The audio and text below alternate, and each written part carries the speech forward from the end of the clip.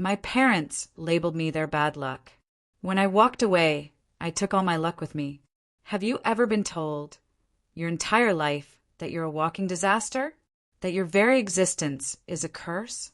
Because my parents spent 18 years making me believe that every single bad thing that ever happened to them was my fault. So, when my dad called me out of the blue after 3 years of absolute silence demanding money, yeah, I knew this wasn't going to be a happy reunion. Growing up, my older brother was the golden child. Perfect grades, perfect behavior, and natural at sports. Then I came along, 3 years later, and according to my parents, that's when their luck ran out. My dad lost his job 6 months after I was born. My mom had a car accident when I was 2. My grandmother died when I was 4. The family dog ran away when I was 5. Every single misfortune, big or small, became my personal responsibility, like I had some kind of dark cloud following me, infecting everything. At first, my mom would say it as a joke, calling me her little storm cloud with a forced laugh. But the joke died quickly. By the time I was 10, the blaming was open, casual, brutal. If a bill was high, it was my fault for using too much electricity. If something broke, it was my bad energy.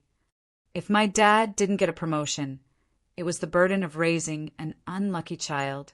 My brother, bless his heart, picked it right up. He started calling me Jinx. And it stuck. All through middle school, all through high school. For a long time, I actually believed them. I thought maybe I was cursed. I apologized constantly, even for things that weren't remotely my fault. I tried to make myself small, invisible, hoping my bad luck wouldn't spread. I got good grades, desperate to prove I wasn't a burden. At 16, I got a job, paid for my own clothes, my own school supplies, just so they couldn't say I was draining them. Nothing worked. Nothing I did ever changed how they saw me.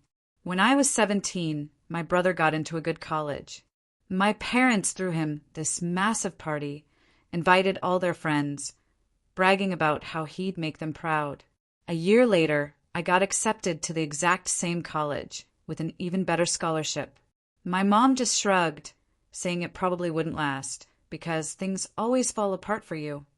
My dad suggested I go to community college instead, save them the embarrassment when I inevitably failed. But I went anyway. At 18, I packed 2 suitcases and left home, carrying a bank account I'd been secretly building for years. My parents didn't help me move. My brother didn't say goodbye. My mom's parting words were, "Call when you need to come home because you will." I never called. College was hard, not because of bad luck, but because I had to unlearn everything they'd ever taught me about myself. For the first time, I made real friends. Friends who didn't treat me like a curse. I joined clubs, studied things I genuinely cared about.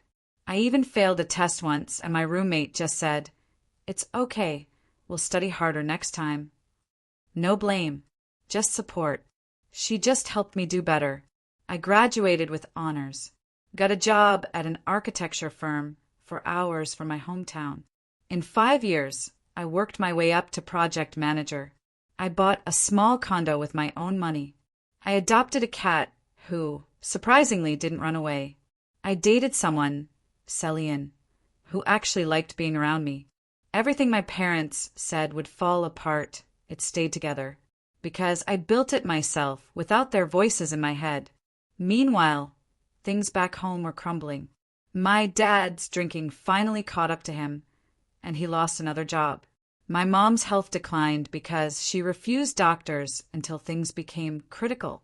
My brother dropped out of college after 2 years and moved back home. He couldn't hold a job, spent most of his time playing video games in his childhood bedroom. The golden child turned out to be fool's gold. They never connected the dots. They just kept waiting for me to fail. My mom would call once a year on my birthday and ask how I was holding up, always with that underlying expectation that I was struggling. When I told her I got promoted, she said I shouldn't get too comfortable because good things don't last for people like you. When I told her I bought my condo, she asked how much debt I was in. When I told her I was happy, she just laughed and said, "Give it time." I stopped telling her things. Eventually, I stopped calling back. Then, 3 years ago, my brother, Curtis, needed surgery. My parents couldn't afford it. My dad called me for the first time in years. He didn't ask how I was doing. He just said they needed money. And since I apparently had so much of it now, I should share with the family who raised me. I stared at my phone for 20 minutes after hanging up. My hands were shaking, just from hearing my father's voice, demanding money like I owed them something. $15,000.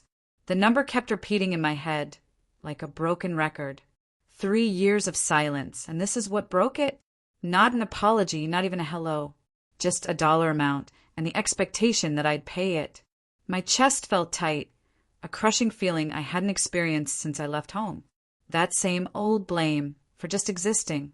I set the phone down, watching it like it might ring again, like he might call back to say something worse. The living room got darker as the sun set, and I didn't bother turning on the lights. My cat, Luna, jumped onto the couch. I scratched behind her ears, focusing on her soft fur instead of the anger building in my throat. Celian came home around 6:30 and found me sitting in the same spot, holding my phone again, though I swore I'd put it down. He dropped his bag, and I watched his face change as he took in the dark room my expression. I told him about the call. The words came out flat, mechanical, like I was reading a grocery list instead of explaining how my father had just demanded money after years of treating me like I was cursed. Celian sat next to me. His jaw tightened, that way it does when he's angry, but trying not to show it. He asked what my dad said exactly. I repeated the conversation word for word. It was already burned into my memory. His face shifted from concern to something harder, protective, and somehow that made me feel less crazy for being so upset. He asked if I was okay. I paused because I didn't actually know. Part of me wanted to scream. Part of me felt guilty for even being angry. And another part just felt sad and tired. I told him I wasn't sure, and he just nodded like, "That makes perfect sense." We sat in silence. I tried to sort through the mess of emotions. The anger made sense. They called after 3 years just for money.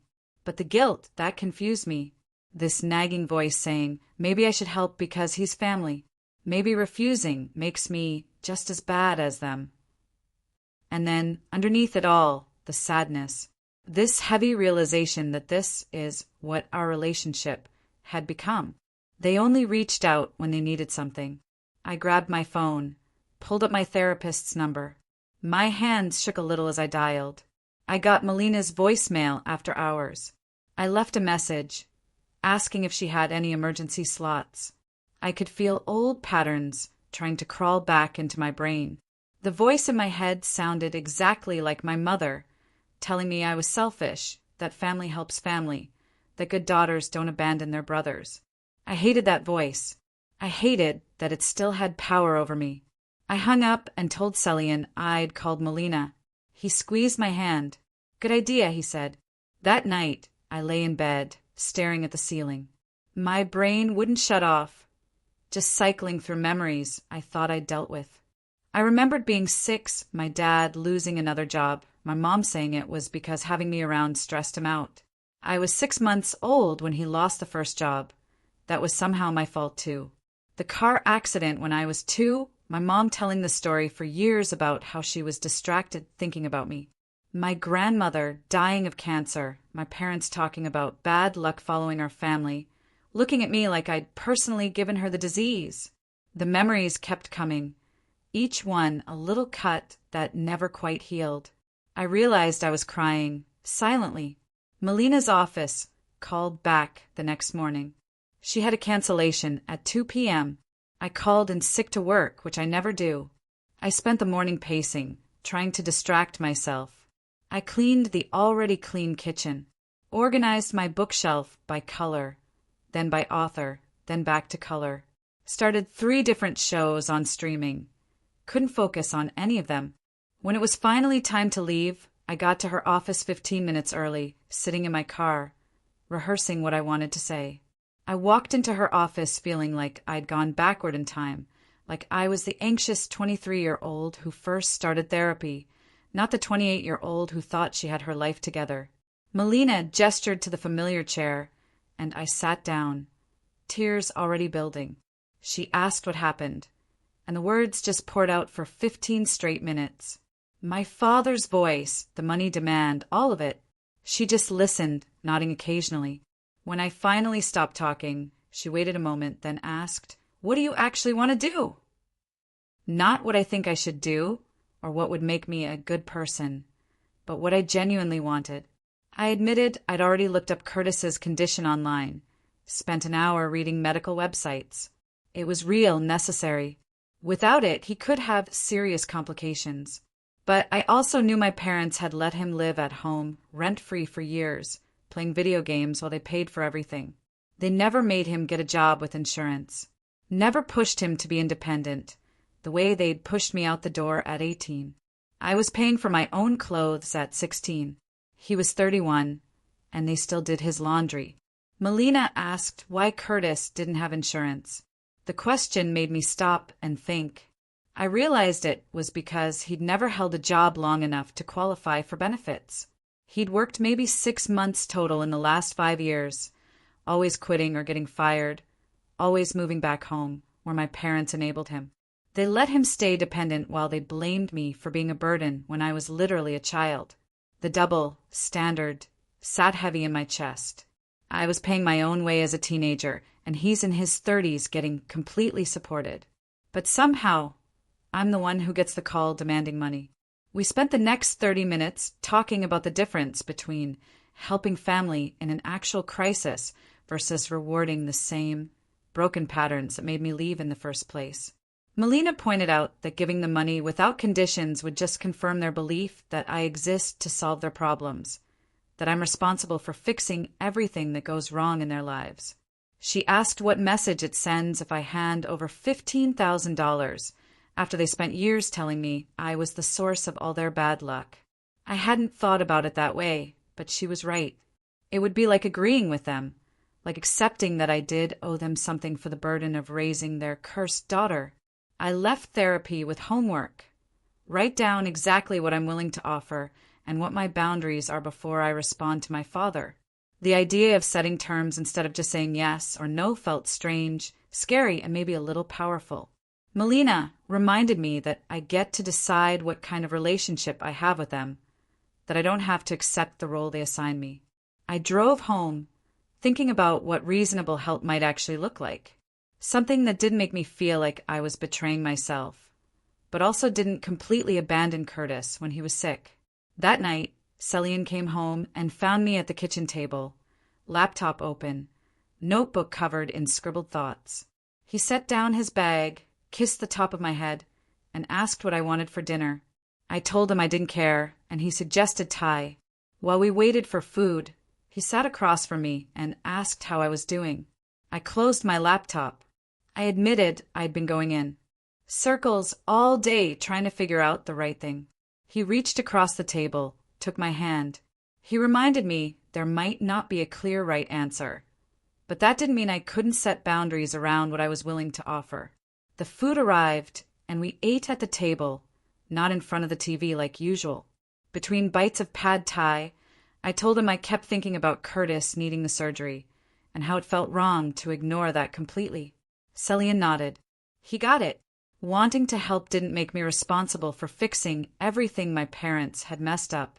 He suggested maybe I could help Curtis directly with finding resources, instead of just handing money to my parents, who hadn't managed their finances well in decades. The idea clicked. Something shifted in my brain. I could research hospital payment plans, financial assistance programs, maybe even help Curtis apply for medical assistance if he qualified. That felt different from writing a check to my father and pretending it would solve anything long-term. Celian pointed out that way I'd be helping Curtis get the care he needed, without enabling my parents to avoid taking any responsibility for how they got here. We talked through what that might look like practically, and I started feeling less trapped between two bad options. Saturday morning, I woke up determined. I had to draft an email response before I lost my nerve. Celine went to the gym. I made coffee and sat down at my laptop, a clear head for the first time since my father's call. I opened a new message, typed my father's email address, then stared at the blank space, trying to figure out what to say. The first draft came out angry. I deleted it. The second sounded too apologetic, like I was asking permission to have boundaries. The third felt closer. I wrote that I understood Curtis needed surgery and I wanted to help him get the medical care he needed. Then, I explained I wasn't comfortable giving money directly to them, but I was willing to help Curtis research hospital financial assistance programs and payment plan options. I spent an hour rewording sentences, taking out anything that sounded defensive or like I was justifying myself. By lunch, I had something that felt clear, firm, without being mean. I saved it as a draft, wanting to read it again tomorrow with fresh eyes. Sunday, I read it twice, made a few small changes. Celine read it over my shoulder. He said it sounded reasonable and compassionate, while still protecting my boundaries. I moved my cursor to the send button and hesitated. Part of me knew sending this would probably make my parents angry. They wanted money, no strings attached, and I was offering something different. But I also knew that if I just gave them what they wanted, I'd resent myself. And nothing would actually change. I took a breath. I clicked send before I could second-guess myself again. Monday afternoon, my phone rang while I was reviewing blueprints at work. My mother's name flashed on the screen. My stomach dropped. I wasn't expecting her to call. I should have let it go to voicemail, but some old instinct made me answer. Before I could even say hello, she launched into it. How could I be so ungrateful after everything they did raising me? Her voice had that sharp edge that used to make me want to disappear when I was younger. We sacrificed so much for you and your brother, she snapped, and this is how you repay us. I tried to interrupt, to explain I offered to help, but she talked right over me. She brought up the email, said they didn't need my charity, they needed family loyalty. The word loyalty coming from her mouth almost made me laugh, except it also made my chest hurt. I spent my whole childhood being loyal to people who blamed me for existing. I managed to get a few words in about wanting to help Curtis find assistance, and she cut me off again. That's not real help. Real help would be writing a check and trusting us to handle it. I could hear my father saying something in the background, but couldn't make out the words. My mother switched tactics. She started listing all the times I failed them growing up. The B in math in 6th grade, like it was some massive disappointment. The school play I didn't get cast in, evidence I wasn't trying hard enough. She twisted every normal childhood moment into proof that I was defective. I felt myself getting quieter on the phone, my responses getting shorter. It was like I was 14 again, sitting at the kitchen table while she explained why the broken dishwasher was somehow connected to my bad energy. I hated that I was falling into this pattern, but I couldn't seem to stop myself from shrinking. Then she said something that made my whole body go still. You probably have plenty of money to spare, since you don't have kids draining your resources like Curtis drained theirs.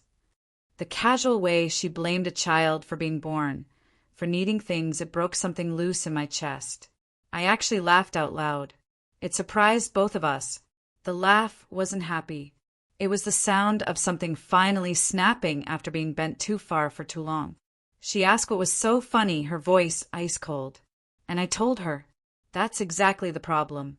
You're still blaming other people for your own choices, and I'm done being part of that. My voice shook, but I kept talking. I spent my whole life being blamed for things I couldn't control, and I'm not doing it anymore. She tried to interrupt, like always, but this time I didn't let her. I talked over her. I explained that I'd help Curtis directly with finding resources and payment options, but I would not hand over money to enable them to keep refusing to take responsibility for their situation. I could hear my father yelling in the background about disrespectful children and ungrateful daughters. My mother's voice shifted from angry to ice cold in a way that used to terrify me as a kid. She said, fine, we'll figure it out ourselves like we always have to. No thanks to you. She hung up before I could say anything else. I was left standing in my office, phone in hand, shaking. I walked to the bathroom, locked myself in a stall for 10 minutes, trying to get my breathing under control. My whole body was vibrating with adrenaline and anger, and something that might have been pride. I actually stood up to her. I said things I'd thought for years, but never had the courage to say out loud. When I finally came out, I splashed cold water on my face and went back to my desk. I couldn't focus on work for the rest of the afternoon. Celian found me that evening, sitting on the couch, staring at nothing. He sat down next to me, and I immediately started crying. Angry, frustrated tears I'd been holding in since the call ended. He pulled me against his chest and just held me. When I could finally talk, I told him about the call, how my mother brought up every childhood failing like I was on trial. I told him about the comment about kids draining resources, and how something just broke in me, hearing her blame Curtis for existing the same way she blamed me. Celian ran his hand through my hair. Setting boundaries doesn't make you a bad person, he said. He reminded me that they called asking for help, but the second I offered help that came with any conditions, they rejected it. They wanted me to fix their problem without them having to change anything about how they operate. I knew he was right, but it still hurt. Some part of me kept hoping they might surprise me, actually hear what I was saying. Instead, they proved they're exactly who I've always known them to be. I spent the next day drafting an email to Curtis. I found his old address from years ago and stared at the blank message for 20 minutes. I deleted 3 different versions before settling on something short and practical. I wrote that I wanted to help him directly with researching hospital payment plans and financial assistance programs. I listed a few specific resources I'd found online and offered to help him apply. I didn't mention our parents or the phone call or any of the family drama. I kept it focused on the actual problem, not all the emotions around it. My finger hovered over the send button for another 5 minutes before I finally clicked it. The email disappeared, and I immediately wondered if the address even worked anymore, or if it would just bounce back. I checked my email obsessively for the next 3 days. Every notification made my stomach jump, even when it was just work stuff or spam. I kept my phone next to me constantly, woke up in the middle of the night to see if he'd responded. Celian noticed me checking my phone at dinner and asked if I was expecting something important. I told him about the email, and he just squeezed my hand across the table, silently supportive. On the 3rd day, I got a response. Curtis wrote back with just a few sentences, thanking me for offering, but saying, "Our parents already found another solution." He didn't explain what solution they found or where the money came from. I read the message 5 times, looking for hidden meaning or subtext, but it was just straightforward and brief. I felt this weird mix of relief that I didn't have to get more involved, and guilt that maybe I should have just given them the money. I hated that I was still second-guessing myself about people who had never second-guessed treating me badly. My therapy appointment was 2 days later, and I brought up the phone call immediately. Melina listened as I recounted the whole conversation, including my mother listing all my childhood failures. Melina asked me to notice how I responded during different parts of the call. I realized I got quieter and quieter as my mother talked. I fell right back into that pattern of just accepting whatever she said, getting smaller. I apologized for things that weren't my fault, just like I did when I was 10. But Melina pointed out that I also broke the pattern by speaking up at the end. The fact that you regressed initially doesn't erase the fact that you found your voice and set a boundary, she said. I told her it didn't feel like enough, because I still let her talk to me that way for most of the call. Melina reminded me that changing patterns takes time, and I shouldn't expect myself to be perfect immediately. She asked what I learned from the interaction. I learned my mother will never see me differently, no matter what I accomplish, I said. Melina nodded. That's actually important information, because now you can stop trying to prove yourself to someone who refuses to see the proof. I spent the rest of the week checking my phone constantly, even though Curtis had already responded. I kept expecting my parents to call back with more demands or anger, but there was nothing. The silence felt almost worse than another fight, because it confirmed what I already suspected. They were interested in my money, not in having any kind of relationship with me. If they actually cared about me as a person, they would have followed up, or at least pretended to care how I was doing. Instead, they got told no and just disappeared again. I told Melina about this in our next session. She asked how that made me feel. I said it made me sad, but also kind of free. Because now, I didn't have to wonder anymore if they might change. Work became the place where I could stop thinking about it all. I threw myself into a new project, designing a community center, spending hours at my desk. I stayed late 3 nights in a row, came in early twice. Joachim, my boss, stopped by my office on Friday afternoon. He commented that I'd been putting in a lot of extra hours. He asked if everything was okay and suggested I take a day off next week. I realized I'd been using work to avoid dealing with my feelings. I thanked him and promised to take Monday off, even though the idea of having a whole day with nothing to distract me sounded awful.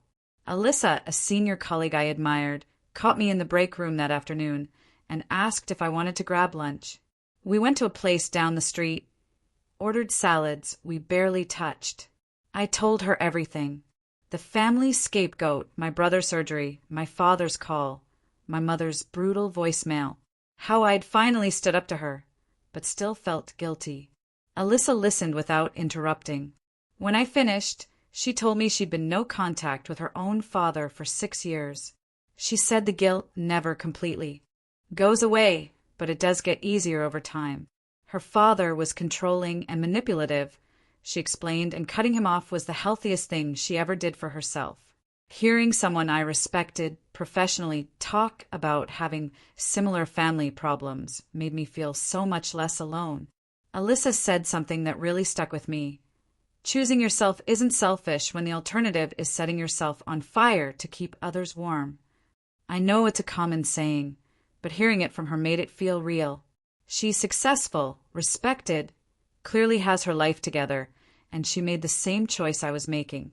That made me feel like maybe I wasn't broken or wrong for protecting myself from my parents. We finished lunch and went back to work, but I kept thinking about what she said. Maybe taking care of myself wasn't the same thing as being a bad daughter. Maybe my parents had made it impossible to do both. That night, I dug out an old journal from college, one my therapist back then had me keep. I hadn't written in it for years, but something made me want to start again. I sat down with a pen and started writing out the whole pattern of blame, from when I was born until now. I listed specific incidents and saw how they all connected into this system where nothing was ever my parents' fault. Every job loss, every money problem, every family issue got blamed on me or later on Curtis. I wrote about how they never took responsibility for their drinking or their refusal to see doctors or their poor financial choices.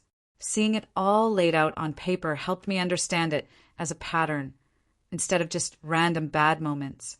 It wasn't about me being unlucky or cursed. It was about them needing someone to blame so they didn't have to look at themselves. Celian suggested we take a weekend trip to get away from everything. He found a tiny cottage on the coast and booked it. We drove out Friday after work, and I felt some of the tension leave my shoulders as we got further from the city.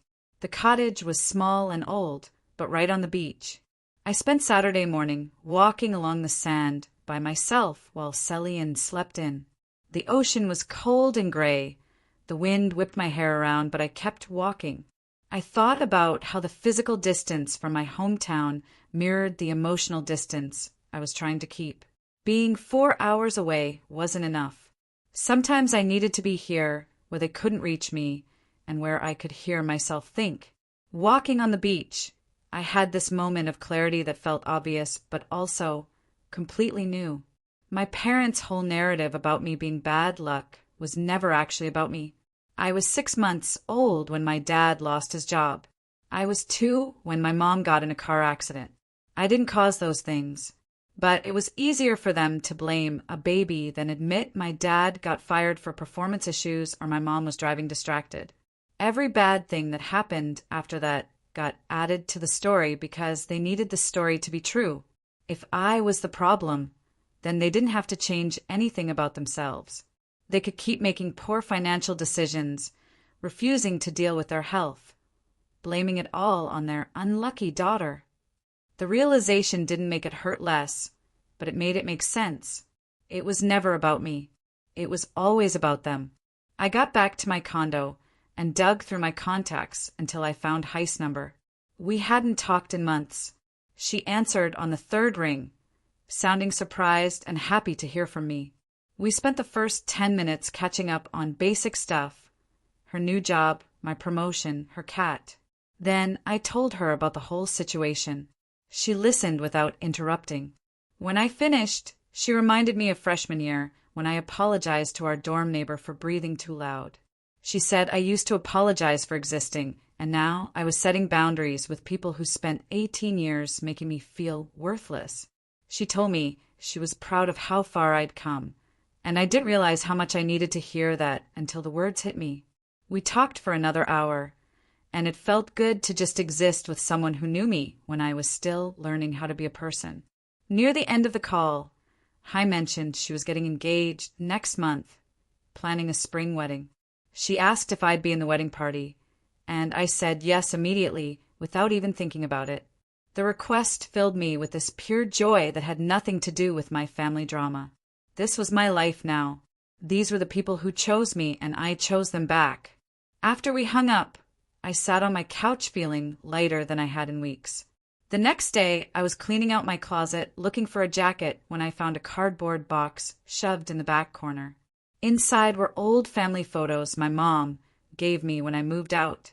Pictures from childhood I never looked at because they made me feel weird. I pulled them out one by one, spread them across my bed. There's me at 5 at a birthday party, looking at the camera with this sad expression, even though everyone else is smiling. Me at 8 in a school photo, shoulders hunched like I'm trying to disappear. Me at 12, next to Curtis at some family gathering. He's grinning, and I'm looking at the ground. In every single photo, I could see it now. The sadness in my eyes, even during supposedly happy moments. I was carrying their blame before I even understood what it meant. I sorted through the whole box. I kept only 3 photos, ones where I'm alone, or with friends from high school who actually liked me. The rest went into a donation bag. I didn't need physical reminders of a childhood I'd spent years trying to unlearn. At my next session with Melina, she asked what I wanted my relationship with my family to look like going forward. The question caught me off guard.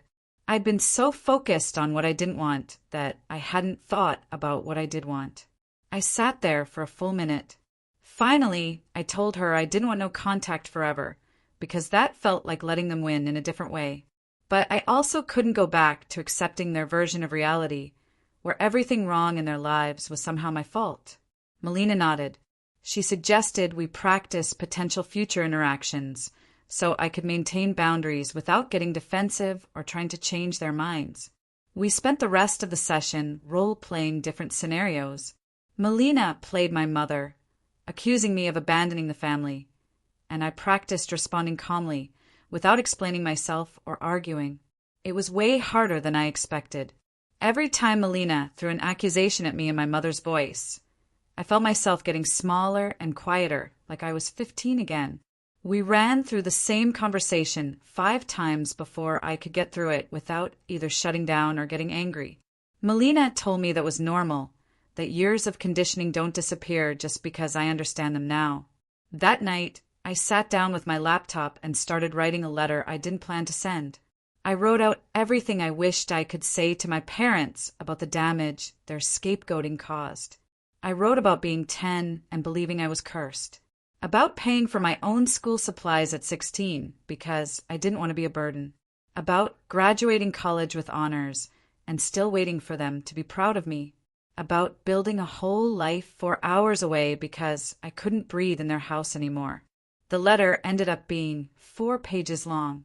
And when I finished, I felt this pressure release in my chest that I didn't know I was holding.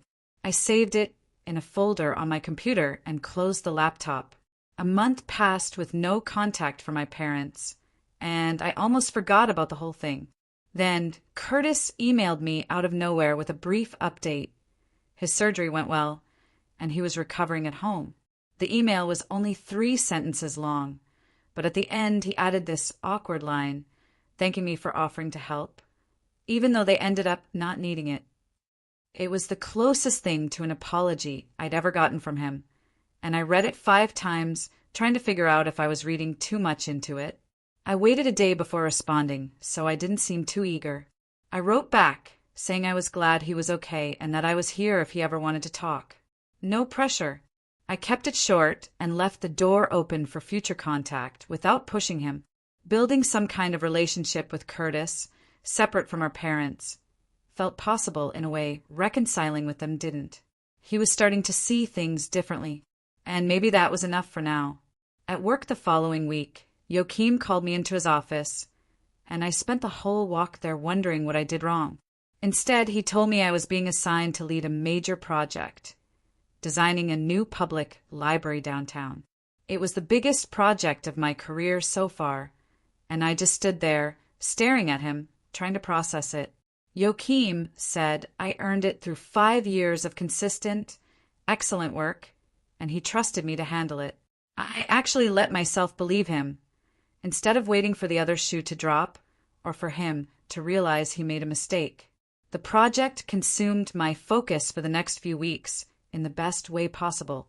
I was using skills I developed over years of pushing myself to prove I wasn't cursed or unlucky or whatever my parents called me.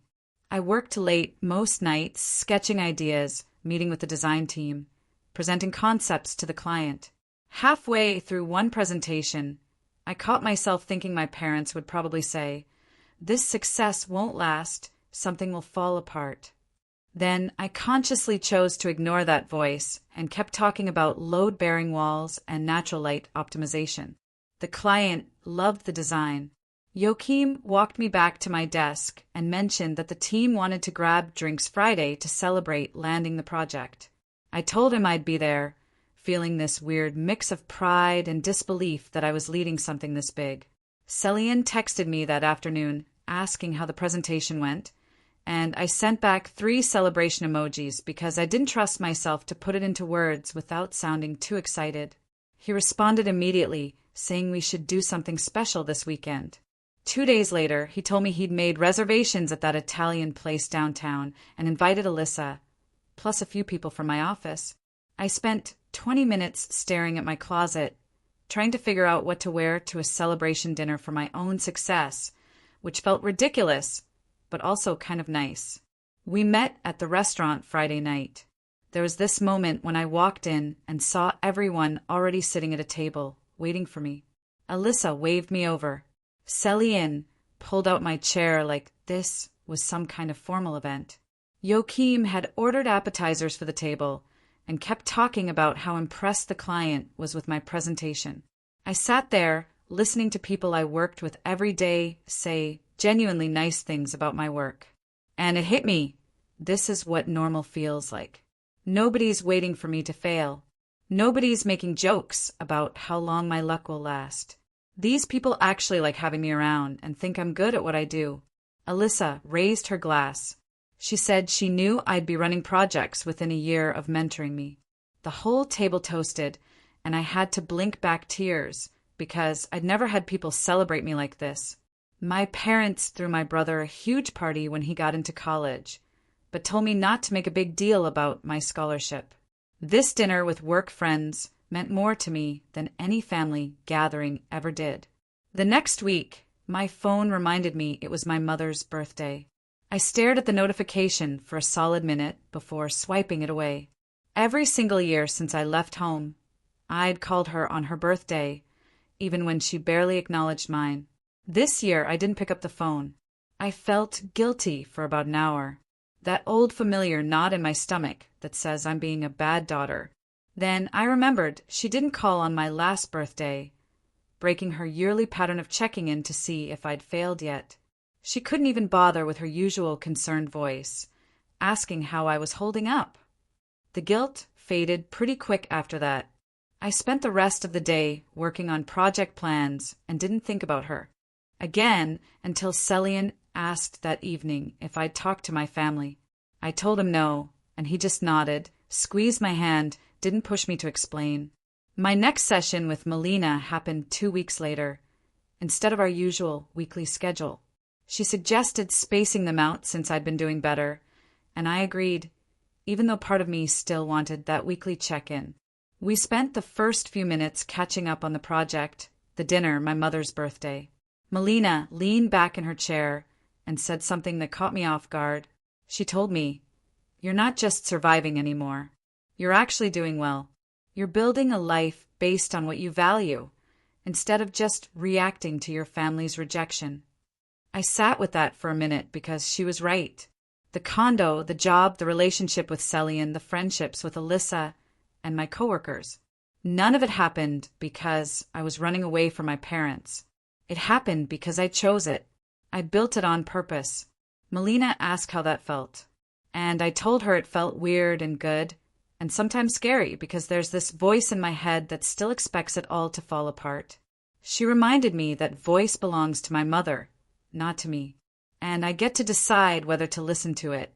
3 weeks after that, I got a text from an unknown number. I almost deleted it, thinking it was spam, but something made me open it. The message said it was Curtis, and asked if we could meet for coffee when he was in my city next week for a follow-up appointment. My immediate reaction was this spike of anxiety that surprised me. I thought I was past caring what my brother thought.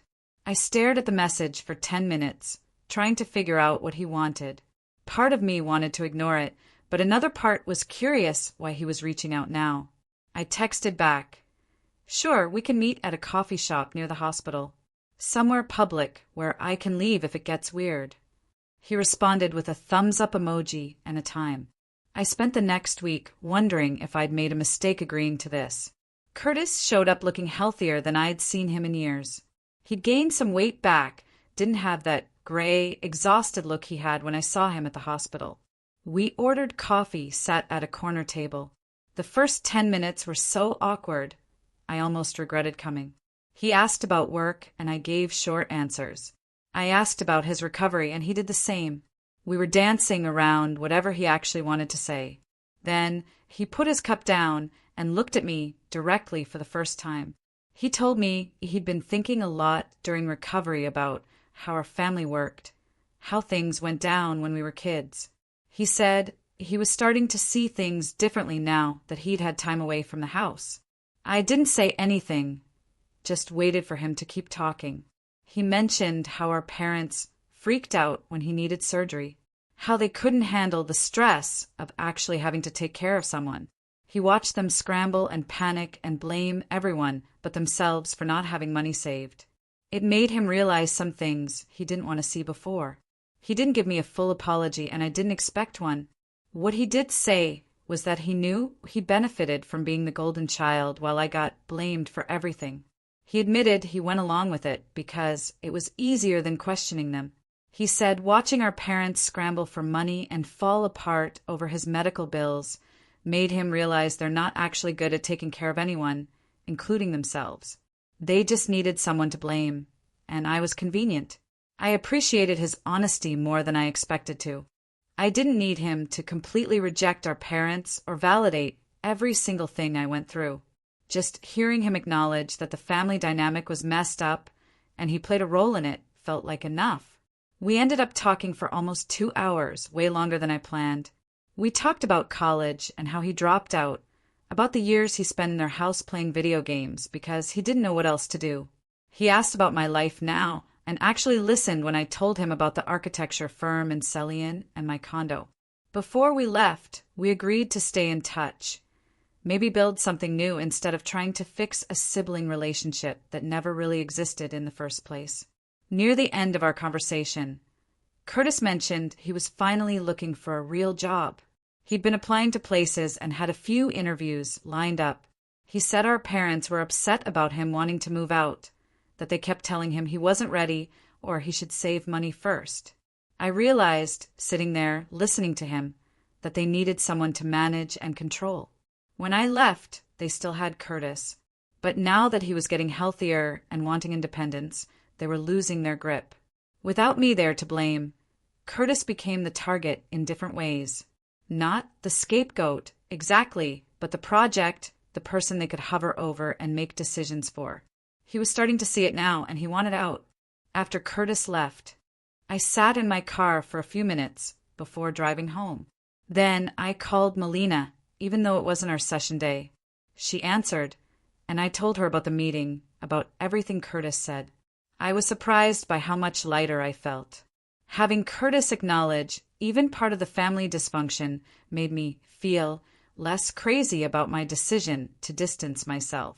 Melina said that made sense, that sometimes having one person validate your experience can shift everything. She asked how I felt about staying in touch with him, and I told her cautiously hopeful. I didn't expect him to become my best friend or anything, but having one family member who's willing to be honest felt like something worth keeping. That night, Celian asked if I thought my parents would ever change.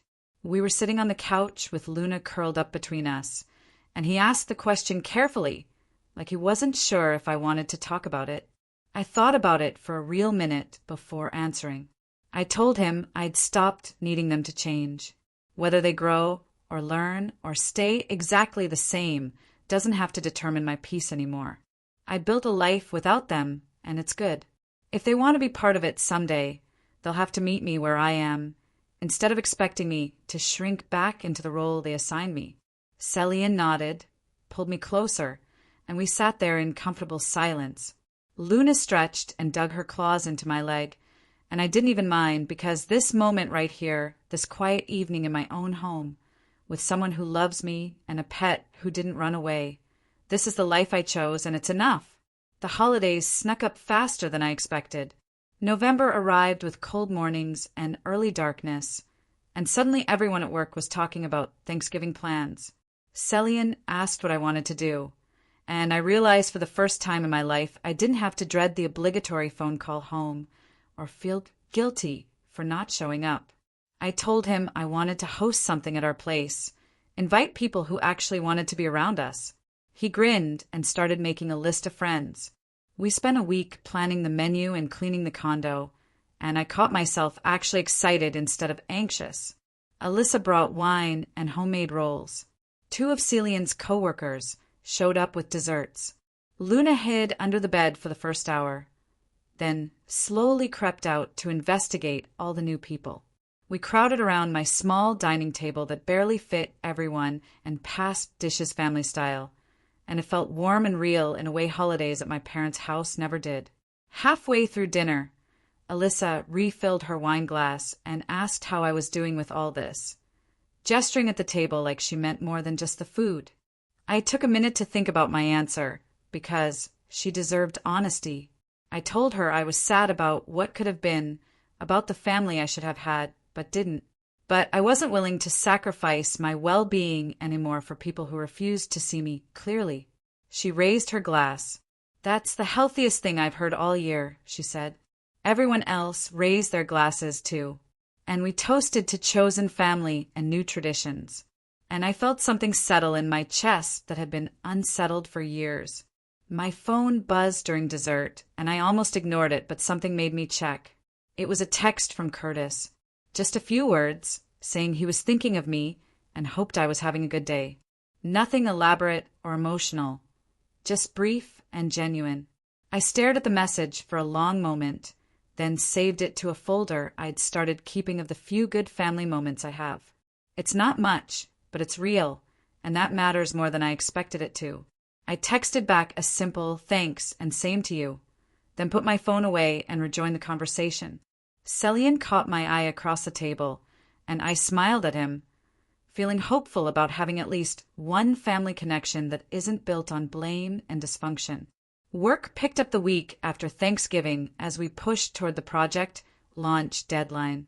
I spent long hours at the office, finalizing details, coordinating with contractors. And somehow, it all came together better than I imagined. The community center opened in early December, and the local architecture magazine sent someone to photograph it and interview me about the design process. When the article came out 2 weeks later, Joachim framed it and hung it in my office without asking. He just walked in one morning with a framed magazine page and a drill and put it on the wall across from my desk. I stared at it for a solid minute, reading my own name in print next to photos of something I created. Joachim told me to let myself feel proud, without qualifying it with worry about what might go wrong next. I nodded and actually tried to do that, sitting with the accomplishment instead of immediately looking for ways it might fall apart. My next session with Melina happened a few days before Christmas. We'd been meeting every other week since the whole Curtis surgery situation, but she opened the session by asking if I thought I was ready to reduce to monthly check-ins. The question caught me off guard. I thought about the past few months and realized the family crisis didn't destroy the stability I'd built.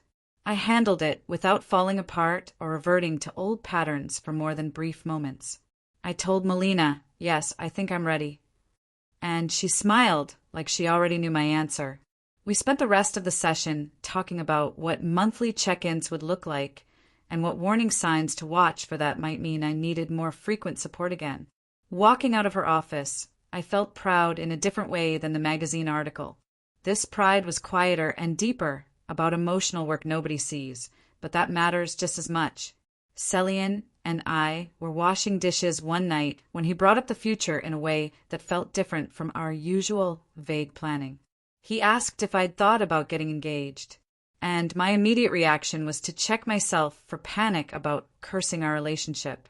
But the panic didn't come. I dried a plate and told him honestly that I had thought about it, and I didn't feel scared anymore. I'd learned my presence in people's lives isn't a burden, but a gift. He stopped washing and looked at me with this expression I couldn't quite name. He said we should talk seriously about it. We spent the next hour on the couch, mapping out what we wanted our lives to look like. And it was easy and exciting instead of heavy with dread about inevitable failure. I wrote the letter to my parents on a Saturday morning while Cellian was at the gym. I had written versions of this letter before, but never sent them, always talking myself out of it or deciding silence was safer. This time I kept it brief and clear. I explained I was open to contact if they could respect me as an adult with my own life, but I wouldn't accept blame or manipulation anymore. I outlined specific boundaries about what kind of relationship I was willing to have and what behaviors I wouldn't tolerate. I read it 3 times, checking for anything that sounded like I was asking for their approval or trying to convince them I was worthy. Then I addressed an envelope and walked to the mailbox before I could change my mind. The letter dropped through the slot with a soft thud, and I stood there for a moment, feeling lighter and heavier at the same time. 3 weeks passed with no response. I checked the mail every day, even though I told myself I wouldn't. Cellian asked if I was okay, and I realized I actually was. Their silence was an answer in itself. Some people aren't capable of the relationship I deserve, and that's about them, not me. I stopped checking the mail obsessively and focused on the life I'm building instead of the one I'll never have with them. Curtis called in mid-January, and I answered on the 3rd ring. He sounded different, more energetic than I'd heard him in years. He told me he got a job offer at a tech support company and he was moving into his own apartment next month. His voice shook a little when he talked about it, nervous but excited, and I encouraged him genuinely. I told him I was happy he was building his own independence, and I meant it. We talked for 20 minutes about his apartment search and his new job, and it was the most normal sibling conversation we've ever had. Before we hung up, he thanked me again for meeting with him back in November, and said it helped him see things more clearly. I told him he did the hard work himself. I just listened. After the call, I sat in my home office, looking at the framed magazine article on my wall. Luna jumped into my lap and started purring. I pet her absently, thinking about how far I'd come. I realized somewhere along the way I stopped thinking of myself as the family scapegoat and started seeing myself as someone who survived a difficult childhood and built something beautiful anyway. The shift in identity felt huge, like stepping into a version of myself I always wanted to be, but didn't think I deserved. I'm not the cursed daughter or the bad luck charm or the burden they tried to make me believe I was. I'm just someone who refused to accept their story about who I had to be and wrote a better one instead. I was sitting on the couch Tuesday night, feet tucked under me, watching Celian rinse dinner plates at the sink. He turned around, wiped his hands on a dish towel, then walked over and sat next to me without saying anything at first. Luna jumped down from the armrest and disappeared into the bedroom. Celian took my hand. His palm felt warm against mine. He told me he didn't want to wait for some perfect moment, because our regular life together was already perfect. He asked if I'd marry him, and his voice was steady, but his hand trembled slightly in mine. I said yes before he finished the question, tears already sliding down my cheeks. He pulled a simple silver ring from his pocket and slid it onto my finger. We sat there crying and laughing at the same time, and I thought about how this moment isn't cursed or doomed or temporary. It's just real and good and mine. We spent the next hour calling people to share the news. Hai answered on the first ring, and I barely got the words out before she screamed so loud I had to hold the phone away from my ear. She was already talking about engagement party colors and venue options before I could tell her we hadn't planned anything yet. Alyssa congratulated us, saying she knew it was coming because she'd never seen two people fit together so naturally. Each call felt easy and happy, without any weight of family drama or waiting for someone to tell me it won't last. I texted Curtis because calling felt too formal for where we were in rebuilding our relationship. He responded within minutes, saying he was happy for me and asking if he could meet Celian sometime. I typed back, yes, immediately and meant it completely. Having one family member who's genuinely trying to show up differently feels like more than I expected to have. Over the next few weeks, planning the wedding became something I actually enjoyed instead of a source of stress about who to invite or who might ruin things. Celian and I looked at venues with Hai and laughed at her increasingly elaborate ideas. We picked a small garden space that felt intimate and warm. I made a guest list of people who actually wanted to celebrate with us, not people I was obligated to include. Curtis texted occasionally, asking about details and offering to help with setup. I added him to the list without hesitation. The whole process felt light and joyful because I was surrounded by people who chose me and I chose them back. I realized one night while addressing invitations that this is the family I needed all along.